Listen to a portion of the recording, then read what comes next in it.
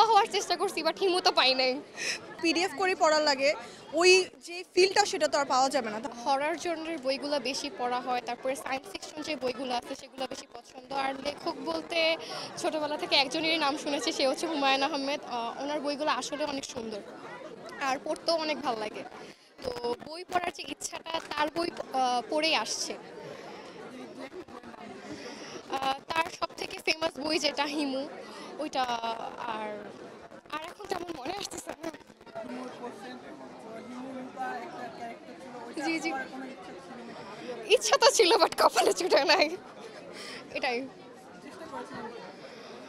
না, আব্বু আম্মু অনেক বেশি করা, তো চান্স হয়ে উঠে নাই। রূপা হওয়ার চেষ্টা করছি, বাট হিমু তো পাই নাই।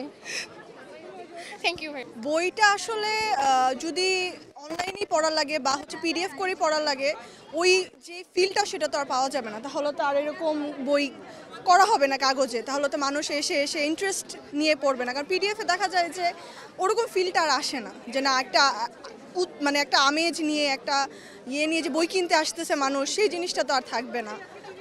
সো এই জন্য হয়তো সত্যি আসলে ভালো, আসলে বই নেওয়ার জন্যই আর কি বই মেলাতে আসা। বই আমাদের একটা প্রাণের জিনিস, আর সেজন্য প্রত্যেক বছর অপেক্ষা করি এই বই মেলার জন্য। সেজন্যই আর কি বই লাইনে দাঁড়ায় হোক আর যেভাবেই হোক বই নেওয়ার জন্যই আর কি আসা আমাদের।